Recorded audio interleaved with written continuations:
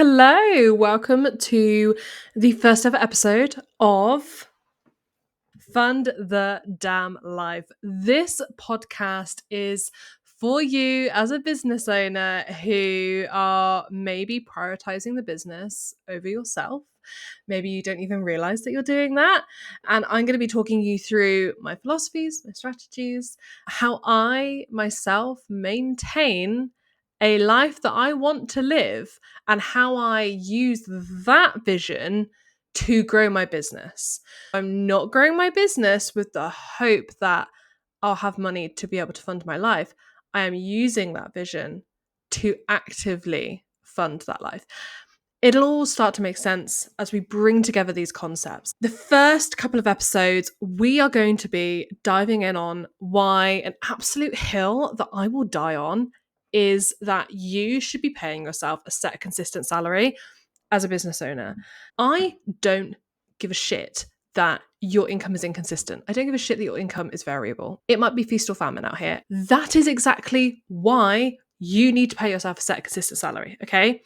And there's a few reasons. So let's go into that today. And then over the next few episodes, I kind of talk to you about how you can do that and some other things that come into all stuff paying yourself as a business owner, okay? Because this is where it ultimately all starts.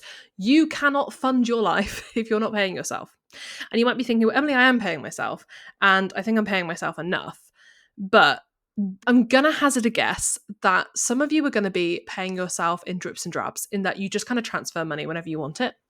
Some of you are just going to be using your business card as because you don't know how much money is in your personal account, so you'll just put it on the business card. And some of you might be paying yourself an amount that you pulled out of thin air. I do think the minority of people will be people who are paying themselves a set consistent salary, and it is the amount that they need or want. But there's still layers that I can provide, in that I can help you understand when to scale your income, how to scale and grow your business so that you can start paying yourself more. So let's just get into it. There's a few reasons why you need to be paying yourself, but I think the main two just come back to it. Everything kind of ties back to these is safety and security for yourself, but also having a benchmark in your business, something to aim for. So first of all, I want to talk about this benchmark, okay? Something to aim for, because I think a lot of us set financial goals within our business based off what sounds good, what other people in our niche might be doing, I feel like a lot of people throw six figures out there. Like, that's the goal, right? To have six figures. And I won't lie, there's nothing wrong with that. Like, I have a goal of making six figures this year, but it's all to do with the intention behind that. So there's nothing wrong with having a goal that you've picked out of thin air, but I want you to back it up. And when I say back it up, I mean back it up with relatability. How does that work for you? Because everyone's different. And I've spoken to some business owners who maybe live in very high cost of living areas. So if we're in the UK, we're talking London. If we're in the US, I'm trying to think, where do my girls live? But places where, or having, maybe you have multiple children, maybe you're a single parent, maybe you have to travel quite far for schooling.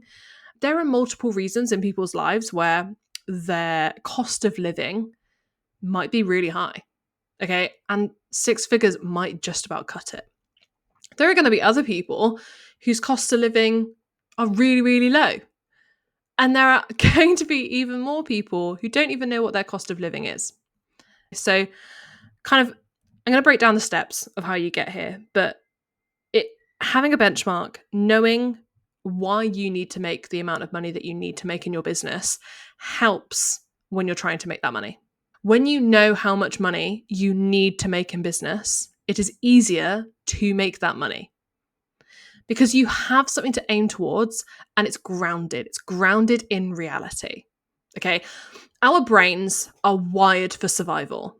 Now, granted, they are not wired for survival in a capitalist society, but there is still that survival mechanism in there. And the way I see this play out is that whatever we set ourselves as a goal, as a kind of minimum, right, we will hit that. And I think we see this all the time where maybe you were able to replace your corporate salary, your old job, whatever it was. Maybe you had enough to replace your partner's salary or replace maternity leave, whatever it is. You worked out how much money you needed and you went out and you got that money. But then going beyond that, going beyond what you maybe need to survive, or maybe what you set yourself as the original goal, that actually becomes harder because our brain is almost like, well, I've kind of done what I needed to do, right? And this all comes down to, it's all tied into scarcity as well. In that, obviously, when we're in scarcity mindset, and I'm going to be talking about scarcity a lot in this episode because so much around paying yourself comes back to scarcity. But scarcity is basically this belief that there isn't enough money, that there isn't enough money, time, resources, whatever it may be. And the brain doesn't realize whether that's real or perceived scarcity. So you could be in real scarcity, right? Like we could be talking homeless on the street scarcity. No one's denying that. You can also be a millionaire experiencing scarcity, okay? The brain does not know what is real or perceived scarcity. If you are telling yourself there is not enough for whatever reason, your brain will react in the same way as if there literally isn't enough, okay? And that's important. I'm going to be coming back to that a lot. When we are in scarcity, there is one benefit of being in scarcity, and that is called the focus dividend. And this is this idea, right, that when we're in scarcity, our brain is so hardwired, it's so tunnel visioned on achieving safety and security, of achieving this goal. You're going to achieve that goal. So if you are telling yourself, in order to feel safe and secure, I need this amount of money, you will go and make that money. You will go and make that amount of money. If you're telling yourself, I don't necessarily need that money, you will find it harder to make that money. Now, that's a generalization. Not everyone is going to be in that camp. I find myself in that camp, and I have found other clients in that camp as well. When they have had certain other safety mechanisms, whether it's living with family, maybe having a full-time job and like their business is their side hustle, so they don't really need the income, but like they would like to have the income. When there is that, like, I don't really need it, it's actually a lot harder to make the money. And it'll be so subconscious, right? Like we're not even necessarily aware. Maybe you think like, I'm doing all the things, I'm putting all the work, and I'm just not making progress. And there will be something that you are stopping yourself from doing, or just energetically not showing up in the same way, because there isn't that drive, right? There isn't that focus dividend. There isn't that tunnel vision behind you of achieving a certain goal. It becomes a nice to have instead of a need to have.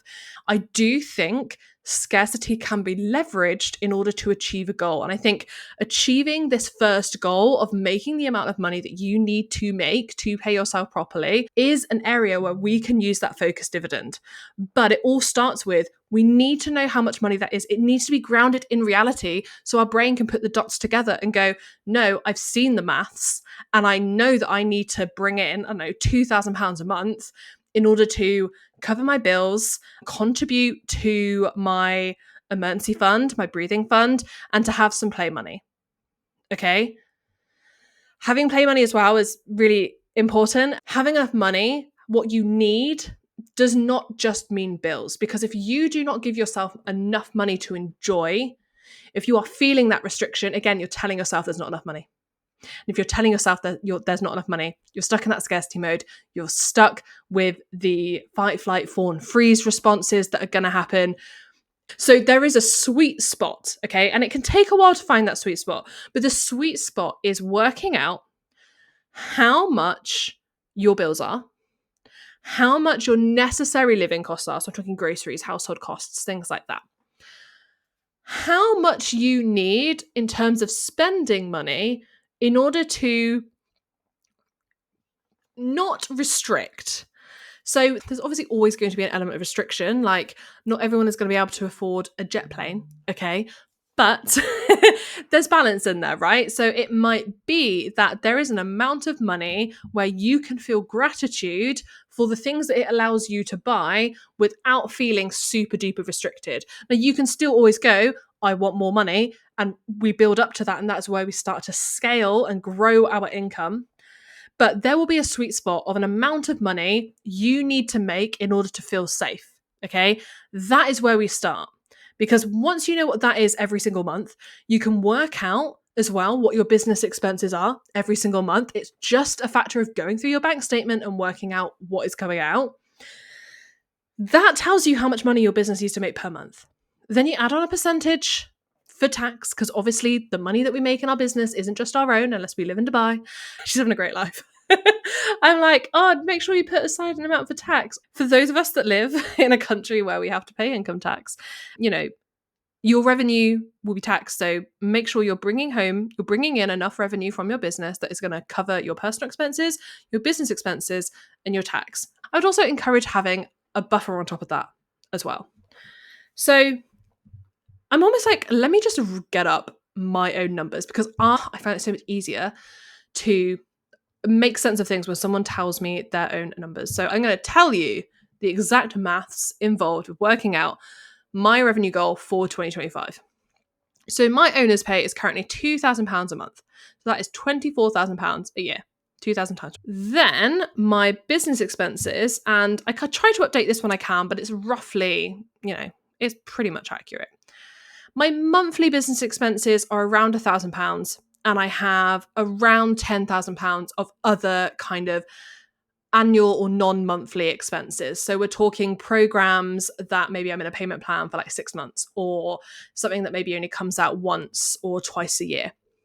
So overall, my business expenses are just under £22,000. So altogether, that makes my total annual business expenses and total annual personal expenses, so my owner's pay, £45,837.95. So basically, just under £46,000. If I make £46,000, there's a good chunk of that that's going to the tax man. And obviously that then won't be money in my pocket. So it won't be covering my personal expenses and it won't be covering my business expenses. So I need to make sure that I'm adding on a buffer for tax. And that actually brings my annual revenue goal to £57,000. So quite a jump. Okay. Just adding on that's a 20%. So I've added on 20% to ensure that I have more, that should be more than enough for the tax man. So that brings my annual revenue goal to £57,000.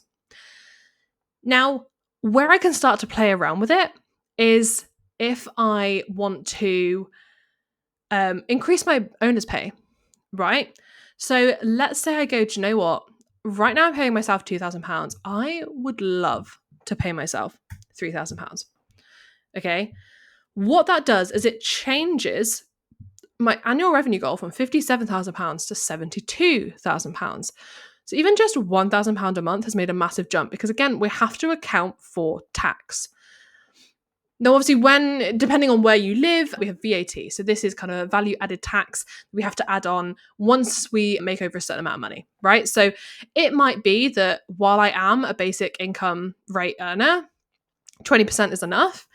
But it might be that actually, as I get closer to that 90K mark, I might want to make my tax percentage 30%, just to kind of be in safe hands.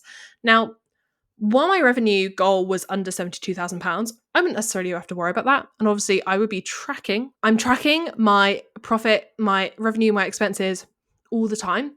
I know what I'm on track to achieve. And I can project my revenue, I can project my sales, and I know what I'm kind of on track for. If I start to recognize that I am getting closer to that threshold, I will start adjusting. That's going to look like, how can I strategically either increase or decrease my income? Yes, you heard me. Increase or decrease my income. I have this benchmark, right? So if I want to pay myself £2,000 a month, my business needs to generate, let's call it 50K. Okay, we're rounding up. I like to round up. Let's call it 50K. If I want to pay myself £3,000, I'm going to be near to like £75,000 goal. Okay, let's actually go with the £75,000. What I then need to do is just reverse engineer it. We can reverse engineer that goal, because we can look at our offers, we can look at our pricing, we can look at previous year's sales, we can look at past conversion rates in order to work out, what do I need to sell at what price to hit that goal? And I will map this all out. So what I will do, usually in like Q4, is for the following year, I will map out like what's my launch schedule. So I'll look at my kind of social calendar? Do I have anything going on? Any kind of like time period, any weddings, holidays, things like that where I don't really want to be working? And I will map out where I'm going to have some launches. And then I will come and actually map out like what sales do I want / can I expect to have? And I have done that for 2024. And my goal, so my sales goal based on this activity is actually £106,000. So if I continue at the rate I've been going at and I hit the goals I want to hit, I will generate £106,000. Now, what that tells me is that, okay, your revenue is going to be over six figures. Your revenue is going to be over the VAT threshold. Okay, we need to start accounting for VAT. Doing my new revenue goal, I'm probably going to account for that. So I'm going to increase the tax percentage. So this gives me something to achieve. Now I can break down what sales, how am I going to actually make that happen? And then I just go and put in the work to make that happen. Okay, it's all a numbers game. And I know how fucking annoying that is because I hate numbers. I'm the money girl who hates numbers. I cannot do maths. I cannot do mental maths. I'm not doing mental arithmetic anytime soon, but I can put numbers into a spreadsheet and have it calculate them for me, right? I can work out, okay, let's say I have a goal. So in July, I'm launching Cash Flow Confident. I want to get 10 people. Now, obviously, I've actually changed. Anyway, I'm looking at a spreadsheet and my price has changed from when I plotted this out, but the new price is going to be $9.99, right? So if I want 10 people, that gives me just basically 10K, okay? So if I know I'm going to have 10K there, and maybe, in November, I'm going to do another launch of it. I'm hoping to get 15 people, so it's slightly more, so like 15K, 8K from that offer this year. And I can look ahead, so I can look at past months as well. So I can do this at any given point. You don't need to do this at the beginning of the year. You don't need to set a benchmark at the beginning of the year. So I'm doing this constantly. So I can see, okay, you've already made 30K this year. What do you need to do? So if your revenue goal was that 50K, I'd be like, do you know what? I'm doing pretty damn good. Doing pretty good. On track to hit that. No worries. But yeah, that's how I do that. And I will be talking more and more about how to actually reverse engineer that goal, how to hit that sales goal, how to bring in that revenue. But to go back to why you should pay yourself a set consistent salary. So you've got this benchmark, energetically where you need to be putting yourself to be able to make that money. You can reverse engineer that goal using data, using the numbers to make that money. Giving yourself a set consistent salary gives your business predictability. And I know you might be thinking, but Emily, I literally don't have predictability. That's why I'm here. My income is so inconsistent. That's why I cannot pay myself consistently. But when you know how much money is already going to be coming out of your account, it becomes so much easier to know how much money to make. And that is I've talked about that on like a yearly basis, but even like month to month. So if you are you probably in some way, or at least I hope, if not, come talk to me, track your income and your expenses. Okay, so the money that is coming in and the money that is going out. The thing that you're missing is treating your owner's pay like a business expense, okay? You would not question whether or not your Canva invoice is going to be paid this month. You are not quibbling over whether or not to pay your VA. That is a non-negotiable. You have signed that contract, you are paying it, right? You need to treat your owner's pay exactly the same. Because I bet you, when you are able to track your income and track your expenses and see what your profit is, you're then deciding how much to pay yourself. That is the bit that becomes variable. Okay. Whereas if you were to set your owner's pay and you knew exactly how much you need to cover, so you know exactly what your business expenses are, you know exactly how much you're going to be paying yourself, you know exactly how much you're putting aside for tax, because you can just do a sum in the spreadsheet that's like 20% of your profit, bada bing, bada boom. You can see what's left over. If that leftover is a minus number, let's say it's June, I'm recording this, let's say I've mapped ahead for July. I will put in the payment plans I'm expecting in July. I will also put in the expenses I'm expecting to pay in July. So all those kind of recurring expenses, investments, things like that. But I will also put in my owner's pay, my tax, business savings goals, business debt payoff goals, business savings goals. Okay, that is all there. Then I know what is left over. If I'm looking at July and it's telling me minus £1,000, like as in after all of those things, there is minus £1,000. Well, I need to go and make £1,000. How do I go and make £1,000? Okay, I've got this offer. It costs, I don't know, £1,000. I just need to sell one of those. Okay, where do I go to? Well, I have an email list. I have an interest list on that email list for that particular offer. I just pop them an email. I got one space open. This price. Come in. If I didn't have that data, if I didn't know how much I was going to be paying myself, I'd probably just look at that and go, oh, things are going to be tight next month. That is so reactive as opposed to proactive. So you need to be proactive in your business. And having business predictability helps with that. So I've spoken a bit about scarcity and how we can leverage scarcity in order to achieve these financial goals, but only once we know how much we need to make. What we're also doing, if we don't pay ourselves a set consistent salary, is putting ourselves in scarcity mode. You cannot grow, you cannot sustainably grow a business when you're in scarcity mode. So if you are not paying yourself a set consistent salary, if you're not paying yourself enough, then you are putting yourself into scarcity and you cannot grow a business from scarcity. So what is that telling you? You're literally stuck in a vicious cycle because you're not paying yourself enough. You're feeling the pinch. You're going to be triggering the amygdala. You're going to be going into that fight, flight, fawn, freeze response. You're going to be tunnel visioned on just fighting fires and trying to get by month to month. You're not thinking long term. You cannot think long term. When you are in scarcity mode, when you are putting yourself into scarcity mode because you are not paying yourself properly from your business, you are unintentionally reducing how much money your business can make. Because if you're coming from a place of, so the amygdala part of your brain, when that area of your brain is lit up, your prefrontal cortex, which is the front bit of the brain, which is where we do kind of all our big picture thinking, creative thinking, it's us, the personality side of us, literally reduces in capacity. You are not thinking from that headspace when you're in scarcity mode. This is why I talk about leveraging scarcity, and it needs to be leveraged. And that is just done from a place of awareness.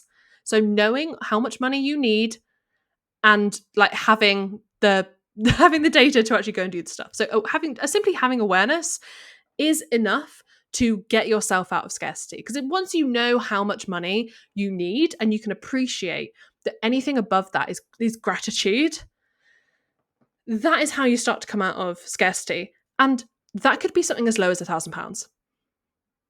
It could be as high as like £5,000, £10,000. I don't know your life. It's going to be different for everyone. But if you are putting yourself into that, because your business can pay you what you want it to pay you. Sure, you could be looking at the numbers and you're like, Emilie, I want to pay myself more than I'm currently bringing in revenue-wise. You can grow to a point where it is paying you that much because you can put in the steps, because now you have this business predictability, you have this benchmark that you're working towards, you have the clear numbers in your sales goals, and you have the plan. Once you have this benchmark, once you know exactly how much you're paying yourself, and you reverse engineer how you're going to make that happen in terms of the numbers, let's say it is literally, I need to make £1,000 next month or by next month. That tells me what I need to do. That tells me what I need to market and how I need to market it. Like I said, if it's one thing I need to sell at £1,000, I can probably just send a couple of emails to my email list. If it's I have 3 months to make £10,000, I'm probably going to plan a launch. Do you see, like, having the numbers gives you the chance to be proactive and plan in your business. Can you leverage scarcity to grow? Yes. You know that you need to make £10,000 in 3 months' time. Therefore, you are going to put your head down. You're going to focus on that launch. But yeah, I feel like that's my rant. I hope you found this useful.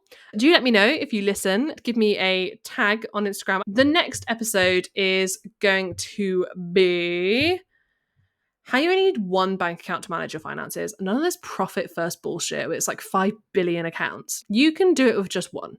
In today's age, we're talking about that in the next episode. Hopefully you've enjoyed binging these first couple of episodes, and let me know if there's anything you want me to cover on the podcast, and I will speak to you soon. Bye.